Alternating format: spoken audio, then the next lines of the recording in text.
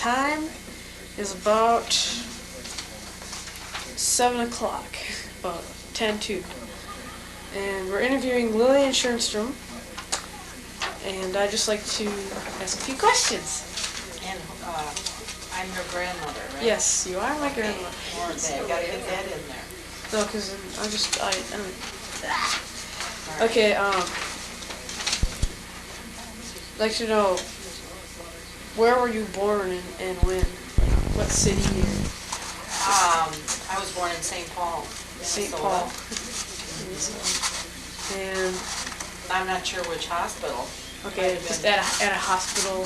Yeah, at a hospital. So, And at about what year? 19, do I have to say that? 1923, December? 15. Yeah, December 15th. December 15th. Yeah. About 5 days ago was your birthday. That's right. I don't want to even talk about it.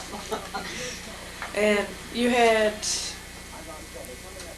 your father and mother, and you can remember like your brothers and sisters. You had just a brother. Just one brother. Just one brother.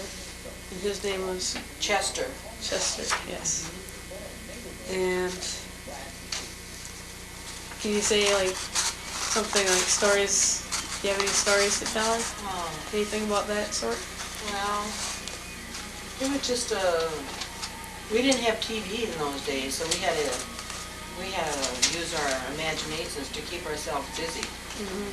Like I had a stamp collection, and we used to make maps, a lot of maps out Of what? sugar. Well, we used to draw them on cardboard, like Spain Yeah. and Portugal and all those other little countries there. Make And then we designs. colored the sugar, flour, water, and put them on there, and then we write in the capitals, and it was a lot of fun. So, and what kind of used to live in like what type of house? Like just Well, kinda, we had my parents owned a duplex on the east side of St. Paul. So- We always had renters upstairs. We had the downstairs. Lived there all my life until I got married. So, when did you get married? Then? 1949, And you were how old? 25, I guess. You got married to this guy right here. That guy, yeah. One sneaking through. He's sneaking out. So you've been married for how long now? Well, next May it's going to be 40 years. Whoa, a long time. Getting up there, right. And so you were how old when you moved to Mankato and bought this? Well, I don't know. I was 1964 when we moved to Mankato. All your relatives, your parents, and They were still living up, well, at that time they were living up at Martin's Lake. Stacy. so Stacy, you moved down here Minnesota. all by yourself, or With Gail and Bruce and You Jeannie. forgot about us. yeah? All of a Yeah. sudden, we're moving to Gail Mankato. was in the. Well, I wasn't sure. Okay. Gail was in junior high school then. What were you, in ninth grade? So She you was in the 9th grade when we moved here. Ninth grade. ninth grade. So you got married in St. Paul. We got married in St. Paul. You lived in White Bear Lake up in the Twin Cities. We lived in Montemita, which is the south end of White Bear Lake, Yeah. before we moved here. And we lived there 12 years. So I think it was around 12 years that we lived 52 to there. 64. and Yeah. so then you had 3 children. 3 children, Their 2 names? girls and a boy, and the boy was in the middle. And the oldest? Oldest was my daughter Gail, Who's your who was mother? born in 1950, Uh, and then Bruce was born in 1952, still single. and still single, living in California, and Jeannie was born in 1955. She's the baby. Still baby. Going back to, do you remember what your schooling was like when you were a little kid? Well, I graduated from high school in 1942. And then from there, I went to Rasmussen's business school and took business machines, because in those days, It's kind of like college. that was, it was called a, I don't know what, it was a Like a business school, not a technical college. school or? Yeah, it was a business school. And in those days, I wanted to learn how to run the adding machine. They didn't have computers or anything like that then. That was the big thing, learning how to run an adding machine. And then I took some shorthand, but I never used it. What do you remember as your greatest accomplishment in those years? My working years? Well, during school, what do you feel you liked best, or you felt was your greatest accomplishment during school? I mean, what subjects I took? Yeah, your favorite. I don't know. Well, I worked on graduated from Johnson High School, and I belonged to several clubs. Worked for the Maroon staff. That was our newspaper, or our yearbook.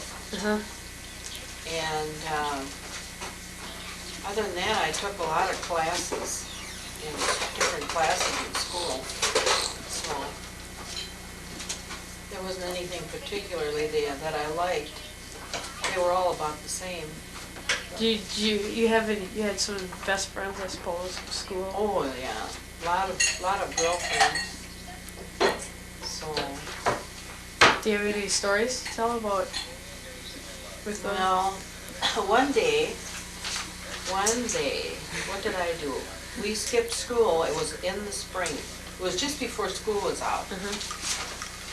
And we decided to skip the last period in school, because I had study hall anyway. Yeah.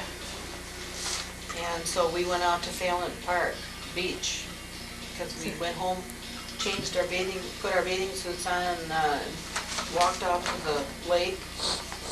And of course, I got caught, so I had a 7:45, what they called a 7:45. Means I had to make up that hour class that I missed, even though it was a study hall, the next morning, or it was the day after, I guess, because then I got the notice. I never got away with anything. So. Sounds like people I know in school. So some people get away with a lot. I never got away with anything. So your other two friends didn't get I only went with Phyllis Peterson. She didn't get caught for some reason. I don't know why. I got caught, which was strange. But she never got caught. I did. So that wasn't fair, was it? Brother turned you in. The teacher reported me missing, because they take roll call, you know. Every period they took roll call. So, but anyway. And after you got out of college, what did you do, or what did you plan on doing? Well, I was going to go into nurses training, but then we were into World War II, and so I didn't do that. In fact, my very first job was, I worked at Woolworth's on Payne Avenue. And then after that, well, while I was at Woolworth, I worked there before I graduated from high school. And then I worked there part of the summer.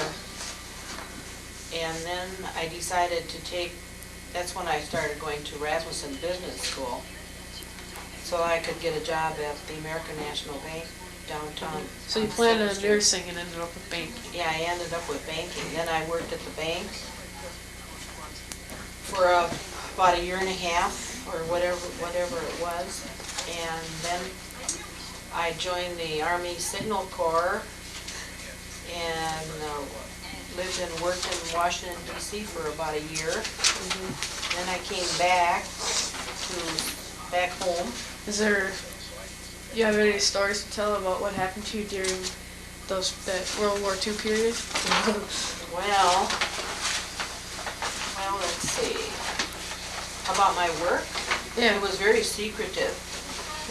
All I can say is I didn't know where it was because they took us on the bus. This is true. Yeah. I don't know. I think they took us a different route every day.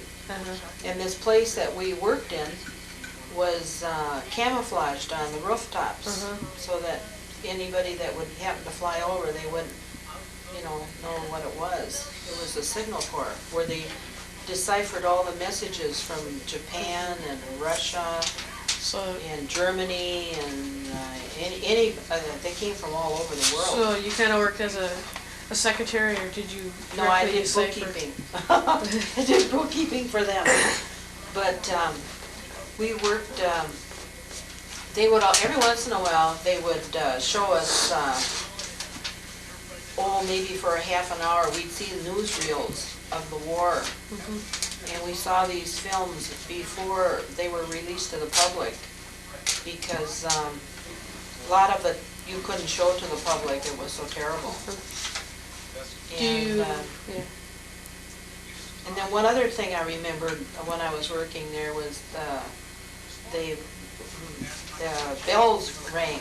Because these buildings that the Army took over was an old girls' school. And they had bells in the rooms, and the bells went off one day, and over the loudspeaker they announced that they had broken the Japanese code, and everybody was shouting and screaming because it was so difficult to break the Japanese code. So that was a turning point in the war. It was the turning point in the war. Did you remember? Has anybody ever read you any codes, or do you remember? No, I never. Well, when I first worked there, we were filing messages. That's all. I mean, they were all numerical. With once in a while, you'd have a letter of the alphabet in them. But I didn't know what they were, and I sat for 6 weeks before I even got a job. I mean, before they even put me to work, because everybody had to be cleared by the FBI first. And before they would assign you to a job, you had to be cleared. You couldn't even start work, and that was so boring. Come every day for 8 hours, because you were getting paid sitting there. Yeah. For 8 hours a day, you sat in this chair. Oh. Once in a while, they would show you a movie or something like that, but not every day. Yeah. Well, how much did you get paid for sitting around? What did I start out with? I thought it was a lot of money. But I think it was $285 a month. $285 a month is what. That was a lot of money in 1940. it's about 3 years. Yeah. double that now. Yeah. So. But our room, we stayed in kind of a barracks, and that only cost us $24 a month. Yeah, that's pretty So cheap. that wasn't, so your money went further. Of course, we had to buy our own food. Yeah. How long did you work with that job? Just about a year. About a year. Because then they had to get somebody new in, right? So, Yeah. Well, the war ended too. Oh. See. And then I came back home and went back and worked at the American National Bank. Yeah. What did your husband Richard do during the war period while you were working in Washington, D.C.? He was in the Navy, the Air Force. Can you remember? I'm sure you remember thoughts of wondering if he has been shot or wounded or maybe. Well, he was at school the whole time. He never got into any action, really. Real combat. So. He was too young. He was too young. He went to college for 4 years. So, or what was it, 3? 3 years. Yeah. So he was lucky. Then- We were glad. I was Yeah. glad. Then the war ended, and Yeah. so you came back to Minnesota? He came. I was already there, Oh, and then he came back to Minnesota after he was discharged. mhm. So, And then, so so you moved to Mankato about when? 60s? After, 1964. after the war? Yeah. No, Yeah. well, no, Way no, after, no, but still. no. The war was over in 45. Yeah. And so we didn't get married for 4 years later, 49. Oh, that's- So, See, that's something I didn't know.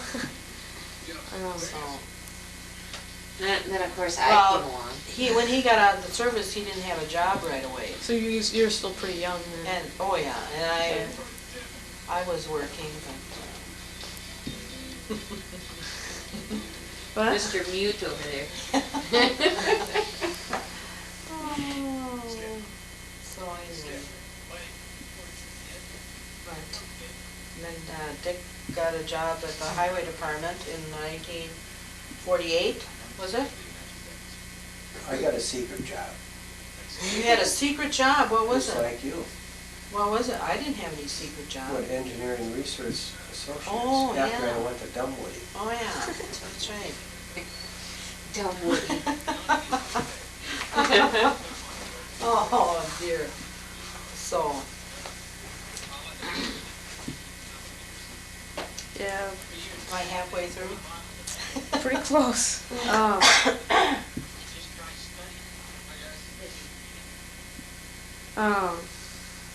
You're occasionally you're retired now, so what do you do during the day, basically? Yeah, for I clean the house, Yeah. wash clothes, scrub. you used to I used to work for the school School. district Yeah. after we moved to Mankato for Mhm. quite a few years. Let's see, about 8 years, and then I did subbing after that. Are you cold?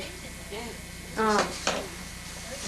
Worked at District 77. Yeah. Yes. I worked for, I worked at the business office for 2 years, and then I worked at Roosevelt Elementary School for 6. And, Worked for What are Mr. your- Eager. what are your favorite foods? what are my favorite foods? Yeah, do you like to cook? You like to cook the Well- most, or Ice cream. Ice cream. eat? You want some? It's Swedish meatballs. Well, I like just about anything. I eat anything and everything, can't you tell? Except I don't like parsnips. My mother used to make parsnips. She'd cook them and mash them and fry them in butter in the pan. And my dad used to just love those, ish. They were it's a strong vegetable, really. So I never liked it. Or klub. Uric acid, Klub. parsnips, Remember? uric acid. So, Well, ever Food, since you grew up where there was no television or not many conveniences, what is your favorite convenience that you have today? well, I suppose television. How about something that? How about my microwave oven? Yeah. I don't know what I'd do without it. Dishwasher. Oh, and my dishwasher is very important. And, She stores dishes in it. and, that's about it. He has a computer, but I don't really know how to run it. I don't either. I never sat down really to take the time to operate it, read the directions. Can you tell us something funny that happened to you lately, or something that? Something I haven't funny. Oh, well, the Employees Credit Union sent me a letter telling me they were going to close my account because I was deceased. I don't know if that was so funny, and it was on my birthday, besides. And so I went up there and showed him the letter and said, here I am. And, well, apparently they had gotten me mixed up with Grandma, because Grandma's name was Lillian. So, Yeah. we got that all straightened out anyway. They thought you were dead. They thought I was a goner, yeah. Closed on my account, my word, Checking account. yeah, everything. What are your favorite hobbies or sports? Well, when we're in Florida, I like to go to see the Twins play in the Grapefruit League. That's for sure. And, well, I like to knit or crochet. What are you trying to spell, Dick? Oh, you like golf? Golf! Oh, Golf. golf! Yeah, I like golf. Yeah. And, So you play a lot of golf when you're down in Florida with your husband? yeah, we play Husband Dick. whenever we can get out. We try to play at least once a week. We should probably get Dick on camera just once. So, yeah, get Dick on camera for a change. Yeah. Let him answer some questions. There, and here's Dick. Don't sit so stiff. Good, I'm good. He's on. Oh, yep, looks good. He's not gonna tell all this in school, is he? No, I'm just gonna- said hand in the cassette, you know. No, Yeah. I'm gonna revise it. And make it. Is there a cassette going? Are you done, Yeah. Robert, or not? Or no, wait. No, I still Okay. have one more. All right. Oh, I thought he. I've got. I want to ask you.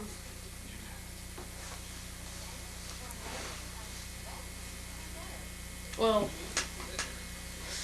Have you ever flown in a hot air balloon? No. Have you? Come on, that's not fair. what is your personal philosophy really on life? Like, Well, live and let live. I think that people, you know, what do should you live and you let them live. what do you think of different, like the new improved things quote that people make nowadays? Do you think like things have improved, or do you think things have gotten more cheap and less expensive, or Oh, you're talking about qualities of quality. Well, I think they've gotten worse, really. I don't think workmanship is as important anymore. Like if you look at furniture today, you're lucky if you can find a piece that's made out of real wood, for one thing. And really, the furniture has really gotten bad. And I don't think that, like, knives and everything, it seems like the better knives are imported, and everything is. Well, speaking now of the, what do you think or the U.S.'s most biggest problem is? You know, getting kind of into political stuff, but Well, like they're I have The to say crime. about that. Deficit. the crime, the Well, inflation. I think we have a terrible drug problem, Yeah. one thing. And I don't know what the solution is, but something has to be done about that. I also think that we're spending more money than we should on everything, and the deficit has to be lowered. And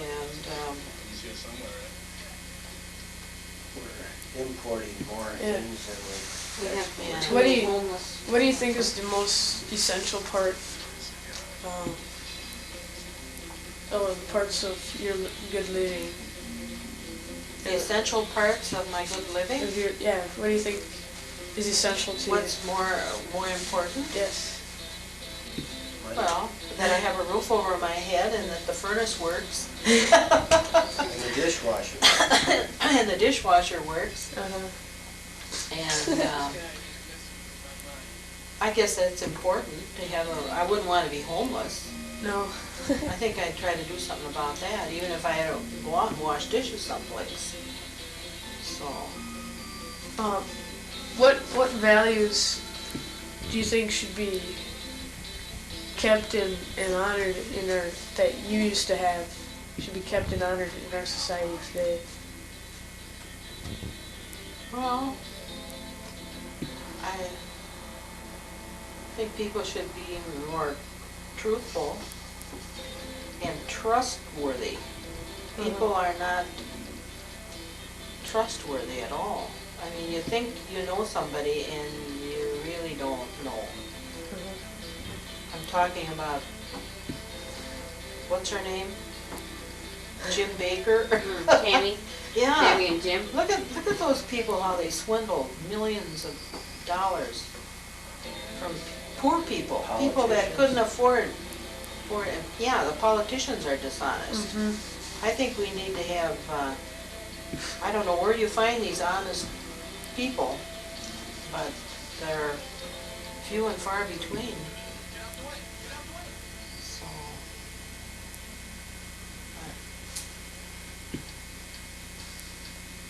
Yeah. It's just an ending question. Here's the bomber. Geraldo Rivera. What advice would you give to Yeah. to you, Rob? to young people today in general? Oh, well, I don't think, it's too bad that young people don't realize how important education is until they get older. Yeah, It that's the really way I is. feel. It's true, though, and then afterward, when they're much older, then they realize that it was important to get an education. So, Well, that's about it, and thank you for your time. you're welcome. 20 minutes? For your so that's enough. No, I just went. Are we gonna get that in there? Yeah. Cut. How about dear old dad over here? Here. Oh, you pushed Wait, it? wait, He's been wait. in there.